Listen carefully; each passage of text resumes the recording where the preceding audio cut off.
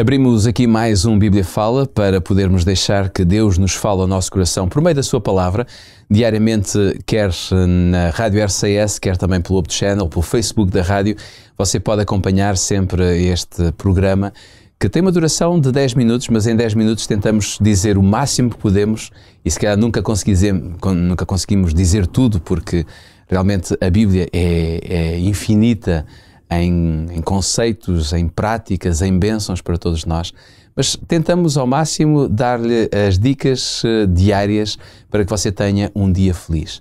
Por isso mesmo, hoje convido a abrir a sua Bíblia, se tiver a sua Bíblia por perto, em Gálatas capítulo 5, versículos 22 e 23. Vamos ler esta passagem que é do apóstolo Paulo e depois vamos ler uma segunda, em 2 de Pedro capítulo 1, versículos 5 a 7, que é do autor, digamos, das duas epístolas que temos vindo a abordar nestes últimos dias. Paulo, em Gálatas capítulo 5, versículos 22 e 23, diz: "Mas o fruto do Espírito é amor, gozo, paz, longanimidade, benignidade, bondade, fé, mansidão, temperança. Contra estas coisas não há lei. E os que são de Cristo crucificaram a carne com as suas paixões e concupiscências." Pedro, em 2 de Pedro capítulo 1, versículos 5 a 7, diz que, mediante a fé, estáis guardados na virtude de Deus para a salvação, já prestes para se revelar no último tempo, em que vós grandemente vos alegrais, ainda que agora importa, sendo necessário, que estejais por um pouco contristados com várias tentações, para que a prova da vossa fé, muito mais preciosa do que o ouro, que perece e é provado pelo fogo, se ache em louvores e honra e glória na revelação de Jesus Cristo. Pedro, nós temos aqui duas passagens de dois grandes autores da Bíblia. Todos nós gostamos muito de Pedro e de Paulo, não excluindo todos os outros. Mas é certo que tanto Paulo como Pedro dão aqui uma lista de virtudes muito interessante. Será que nós podemos atingir este nível? Bom, ontem nós dissemos que realmente o nível é elevado, mas que devemos tentar. Será que conseguimos chegar a este nível tanto daquilo que Paulo diz como de Pedro? Realmente, com frequência encontramos nas Escrituras a norma a ser colocada muito elevada e diferentes listas, de facto, como estas, que são quase, como dizias, listas de virtudes, não é?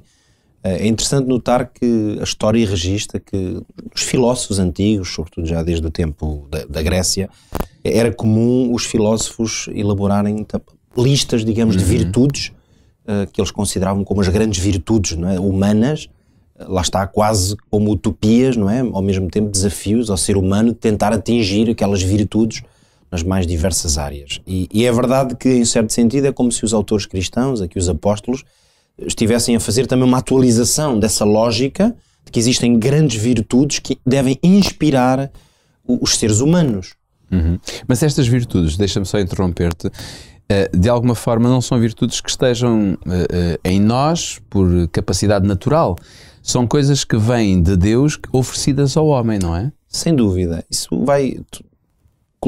a colocação que fazes tem muito a ver com uma ideia que eu gostaria de explorar aqui, que é de que nós nunca podemos esquecer que no mundo cristão, no fundo, na Bíblia, nós encontramos sempre o seguinte: a referência e o padrão é Deus.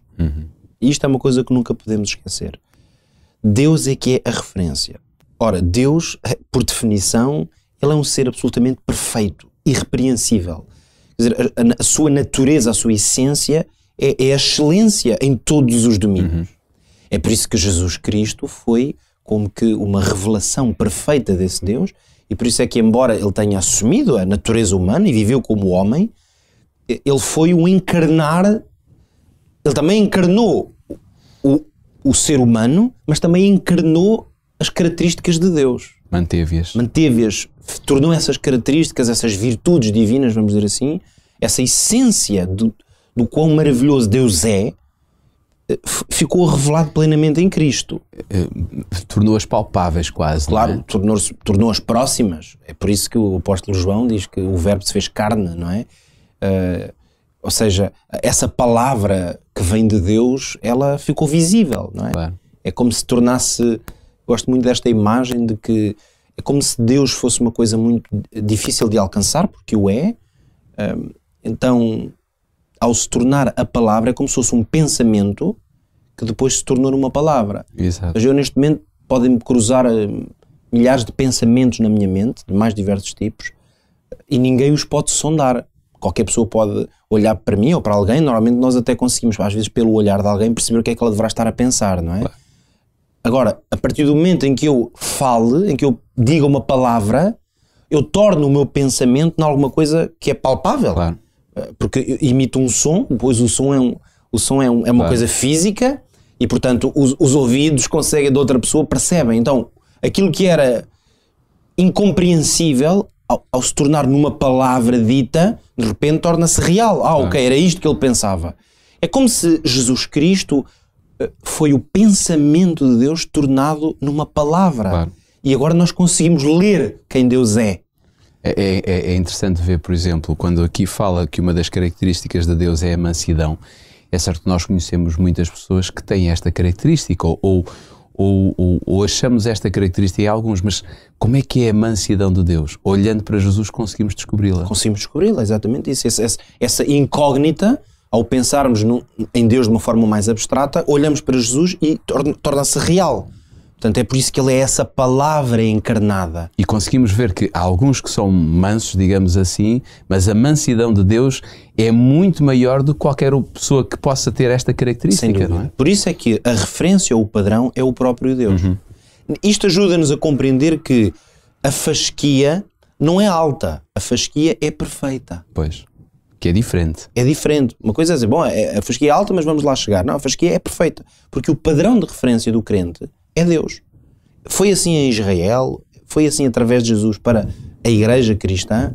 Isto ajuda-nos a compreender que estas virtudes, estas listas de grandes virtudes, que vemos no fruto do Espírito de Paulo, vemos nesta descrição do apóstolo Pedro, que no caso ele faz aqui uma espécie de uma sequência, já darei uma palavrinha sobre isso, mas o que nós percebemos é que nós devemos olhar para estas listas de virtudes mais como um caminho que tem que ser trilhado. Não devemos tanto olhar para elas como uma espécie de um estado ao qual alguém atinge, pronto, chegou ali e parou.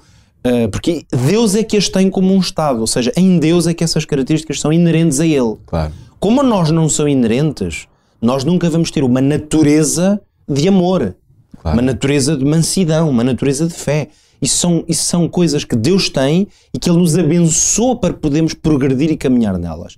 Portanto, é muito interessante olhar para estas virtudes, na linguagem cristã, vê-las como um processo, um caminho, mais do que como um estado. Claro. Algumas religiões, das grandes religiões do mundo, têm muito esta ideia de que, mediante certos exercícios, a pessoa pode chegar a um certo estado. Isso. E quando atinge aquele estado, pronto, ok, libertou-se da condição humana. Nós não encontramos isto na descrição bíblica e, portanto, na linguagem, na fé cristã, isto não existe. Nós não vamos conseguir fazer exercícios espirituais ou místicos até de repente estamos num estado de santidade tal, bum, desaparecemos da terra ou tornamos gurus e os outros estão... Não, nós vamos sempre caminhar, sabemos é que mediante esse caminho, um dia o Senhor Jesus vai ter que intervir na história desta terra. Exatamente. E o que o apóstolo Paulo diz é que ele vai ter que tornar isto que é corruptível incorruptível. Exatamente. Isto que agora é fraco e imperfeito, ele vai ter que tornar perfeito. O que quer dizer que, na verdade, quando o Senhor Jesus voltar e fizer essa transformação na sua gloriosa vinda, na ressurreição, quer dizer que ele vai encontrar pessoas que ainda não estão incorruptíveis. Claro, exatamente. As pessoas estão corruptíveis. Desde logo no seu corpo, Claro. não é? Em termos físicos. Então isso mostra-nos que nós nunca... Isto não é um estado que se atinge de repente, ok, é o nirvana do cristão. Não. Isto é um processo, um caminho que se faz com Deus, porque a fasquia é perfeita. Claro. Porém, quando Jesus voltar e quando Jesus vier buscar o seu povo, eles naturalmente vão se tornar tudo isto. Exatamente, porque nós viveremos na plena semelhança de Deus. No fundo, esse é o projeto original de Que é Deus. o projeto perfeito. O projeto perfeito, o amor, a fé, a mansidão, o autodomínio, todas estas coisas, elas vão fazer parte naturalmente da maneira como os seres humanos serão. Por enquanto, talvez o mais importante para nós é compreender, há aqui esta expressão que diz que temos que procurar estas coisas com toda a diligência.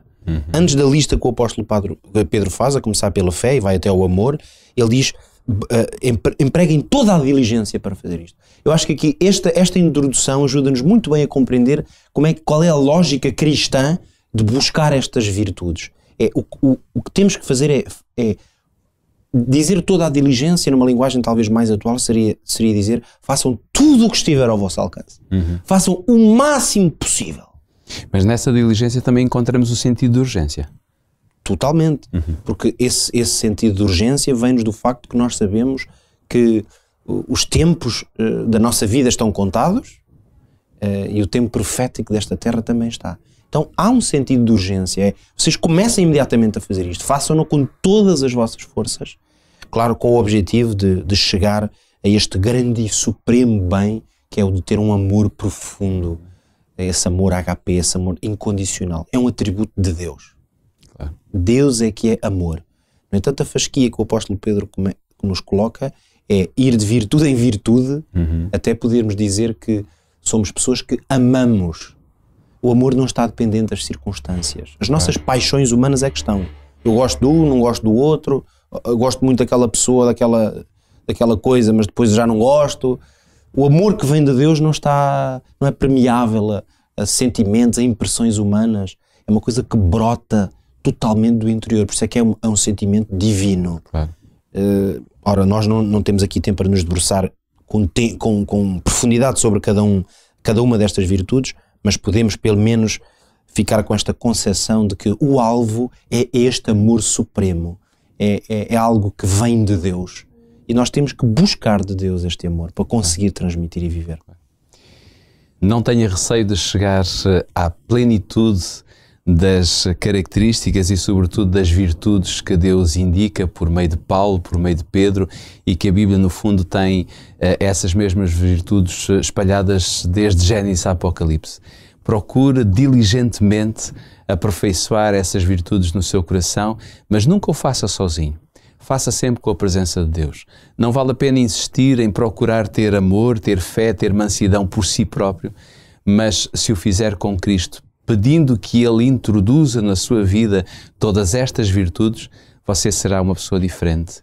E o mundo vai reparar em si, não pelo lado negativo, mas pelo lado positivo, e vai seguir Jesus pelo seu exemplo também. Fique bem. Quanto a nós, aqui na Rádio RCS e no Up Channel, voltamos amanhã neste mesmo horário. Até lá.